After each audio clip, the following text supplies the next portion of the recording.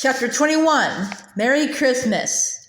When Laura heard the door shut as Pa and Mr. Bose went out to do the morning chores, she dressed chattering in the cold and hurried downstairs to help Ma get breakfast. But Mrs. Bose was helping Ma. The room was warm from the glowing stove. Mush was frying on the long griddle. The tea kettle was boiling and the table was set. Merry Christmas, Ma and Mrs. Bose said together. Merry Christmas, Laura answered, but she was staring at the table. At each place, the plate was turned bottom up over the knife and fork as usual. But on the plate's bottoms were packages, small packages and larger packages, some wrapped in colored tissue paper and others in plain wrapping paper tied with colored string. You see, Laura, we didn't hang up stockings last night, said Ma, so we will take our presents off the table at breakfast. Laura went back upstairs and told Mary and Carrie about the Christmas breakfast table. Ma knew where we hid all the presents but hers, she said. They are all on the table. But we can't have presents, Mary wailed, horrified. There isn't anything for Mr. and Mrs. Bose. Ma will fix it, Laura answered. She told me so last night. How can she? Mary asked. We didn't know they were coming. There isn't anything we could give them. Ma can't fix anything, said Laura. She took Ma's present from Mary's box and held it behind her when they all went downstairs together. Carrie stood between her and Ma while quickly Laura put the package on Ma's plate. There was a little package on Mrs. Bose's plate and another on Mr. Bose. Oh, I can't wait, Carrie whispered, squeezing her thin hands together. Her peaked face was white and her eyes were big and shining. Yes, you can. We've got to, said Laura. It was easier for Grace, who was so little that she did not notice the Christmas table. But even Grace was so excited that Mary could hardly button her up.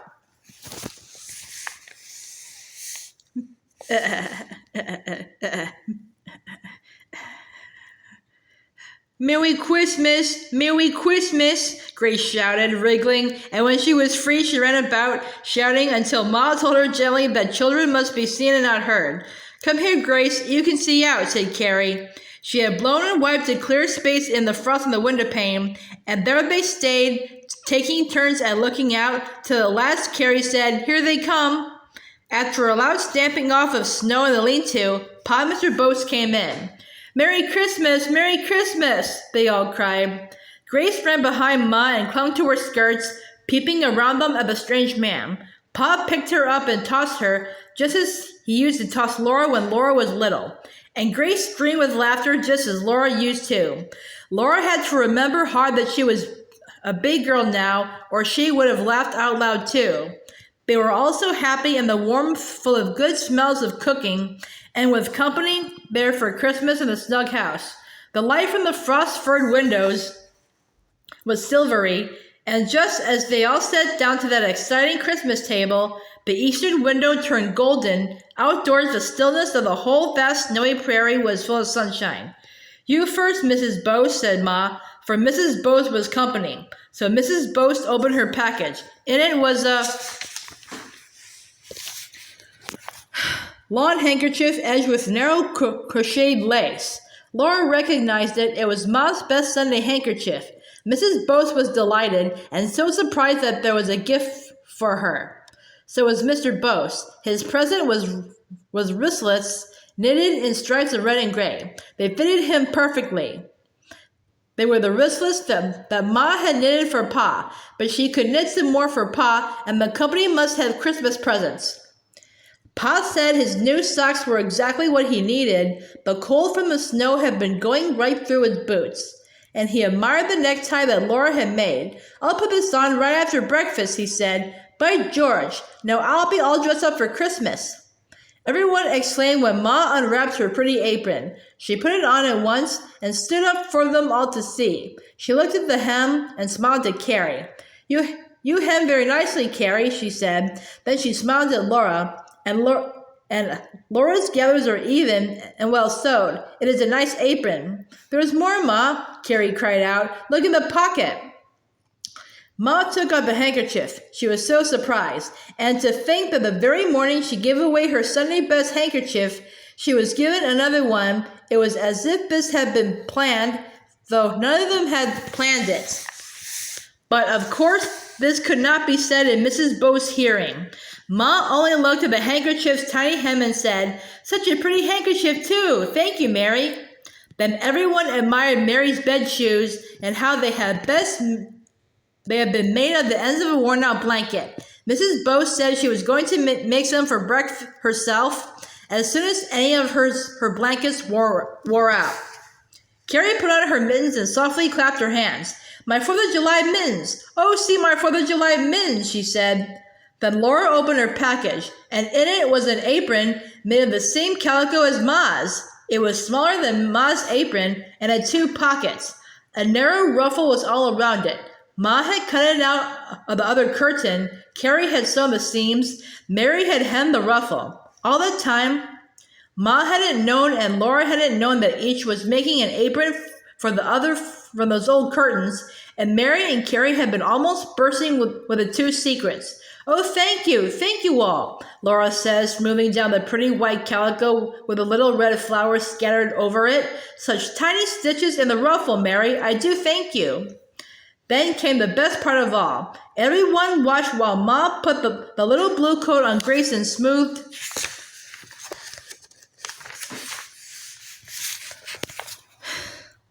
the swan's down collar. She put the lovely white swan's down hood over Grace's golden hair. A bit of the blue silk lining showed around Grace's face and matched her shining eyes. She touched the fluffy, soft swan's down on her wrists and waved her hands and laughed. She was so beautiful and so happy, blue and white and golden alive and laughing, that they could not look at her long enough. But Ma did not want to spoil her with too much attention. So, too soon, she quieted Grace and laid away the coat and hood in the bedroom. There was still another package beside Laura's plate, and she saw that Mary and Carrie and Grace each had one like it. All at once, they unwrapped them, and each found a little pink cheesecloth bag full of candy. "Christmas candy!" Carrie cried, and "Christmas candy!"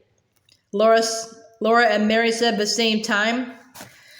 "However did Christmas candy get here?" Mary asked.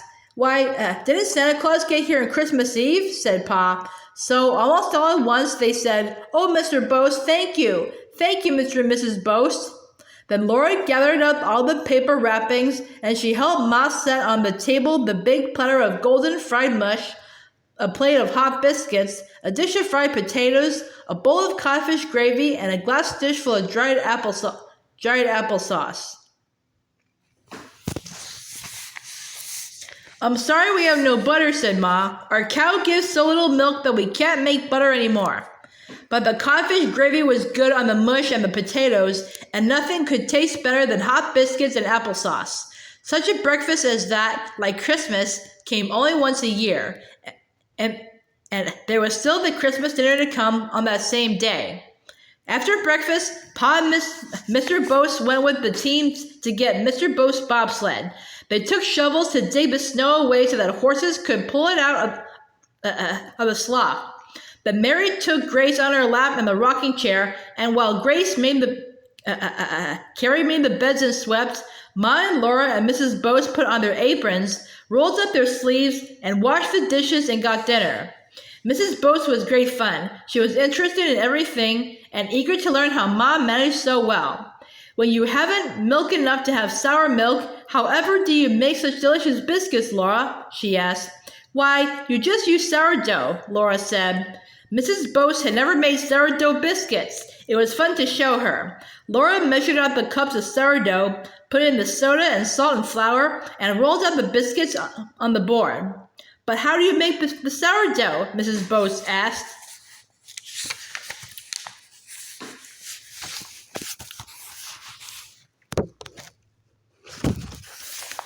"You start it," said Ma, "by putting some flour and warm water in a jar and letting it stand till it sours.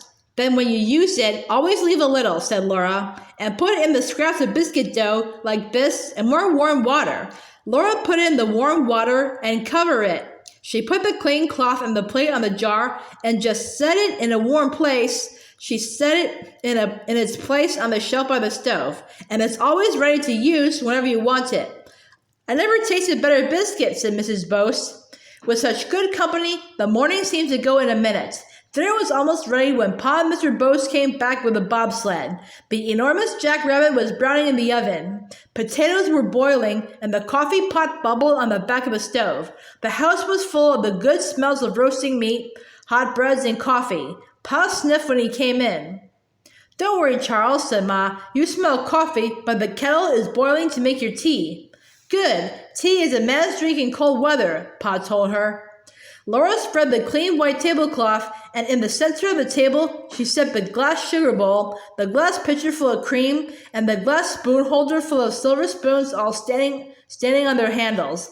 Around the table, Carrie laid the knives and forks and filled the water glasses, while Laura set all the plates in a pile at Pa's place. Then at each place, all around the table, she cheerfully put a glass sauce dish holding half a can of peach and golden syrup. The table was beautiful. Pa and Mr. Boast had washed and combed their hair. Ma put the last empty pot and pan in the pantry and helped Laura and Mrs. Boast whisk the last full dish of the table. Quickly, she and Laura took off their work aprons and tied on their Christmas aprons. Come, said Ma, dinner is ready. Come, Boast, said Pa. Sit up and eat hearty. There's plenty more down cellar in a teacup. Before Pa, on the big platter, lay the huge roasted rabbit with piles of bread and onion stuffing steaming around it. From a dish on one side stood up a mound of mashed potatoes, and on the other side stood a bowl of rich brown gravy. There were plates of hot Johnny cake and of small hot biscuits. There was a dish of cucumber pickles. Ma poured the strong brown coffee and the fragrant tea, while Pa heaped each plate with roast rabbit, stuffing, and potatoes and gravy. This is the first time we ever had jackrabbit for Christmas dinner, Pa said. The other time we lived where jackrabbits grow, they were too common. We had them every day. For Christmas, we had wild turkey.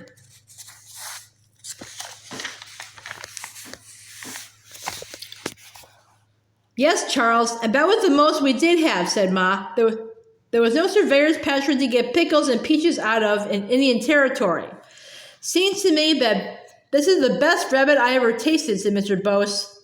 The gravy is extra good, too. Hunger, the best sauce, Ma replied modestly, but Mrs. Boast said, I know why the rabbit's so good. Mrs. Ingalls lays thin slices of salt pork over it when she roasts it. Why, yes, I do, Ma agreed. I think it does improve the flavor. They all took big second helpings. Then Pa and Mr. Boast took big third helpings, and Mary and Laura and Carrie did not refuse, but Ma took only a bit of stuffing and Mrs. Boast just one more biscuit. I declare, I'm so full, I can't eat another mouthful, she said. When Pa took up the fork from the platter again, Ma warned him, Save some room, Charles, you and Mr. Boast. You don't mean there's more to come, said Pa. Then Ma stepped into the pantry and brought out the dried apple pie. Pie, said Pa. Apple pie, and said Mr. Boast, jumping.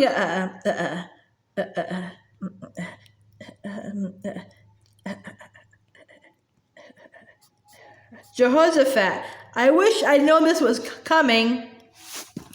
Slowly, they each ate a piece of that apple pie, and Pa and Mr. Boast divided the one piece left over. I never hoped to eat a better Christmas dinner, said Mr. Boast with a deep sigh of fullness. Well, Pa said, it's the first Christmas dinner anybody ever ate in this part of the country. I'm glad it was a good one. In time to come, no doubt a good many folks will celebrate Christmas around here, and I expect they'll have fancier things in some ways, but I don't know how they can have more solid comfort than we've got for a fact. After a while, he and Mr. Boast got up reluctantly, and Ma began to clear the table. I'll do the dishes, she said to Laura. You run help Mrs. Boast get settled. So Laura and Mrs. Boast put on their coats and hoods, mufflers and mittens, and went out into the glittering bitter cold. Laughing, they plowed and plunged through snow to the tiny house nearby that had been the surveyor's office. At his door, Pa and Mr. Bose unloaded the bobsled. The little house had no floor, and it was so small that the double bedstead just fitted across one end. In the corner by the door, Pa and Mrs. Bose set up the stove.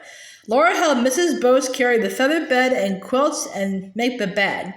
Then they set the table against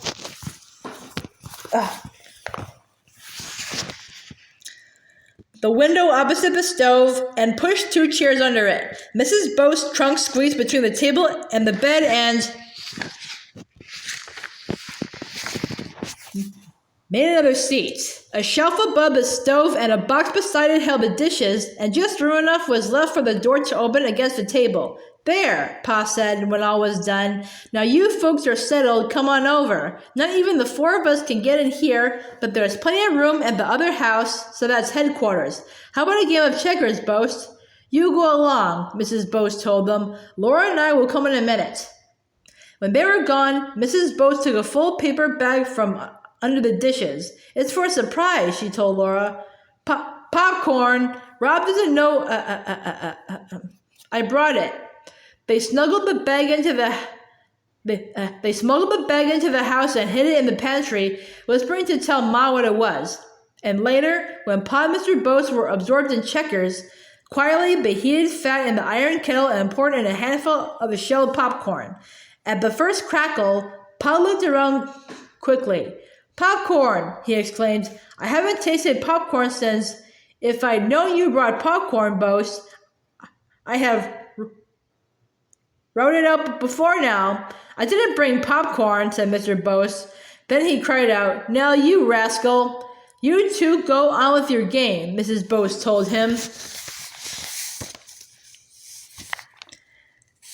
laughing at him with her blue eyes. You're much too busy to notice us.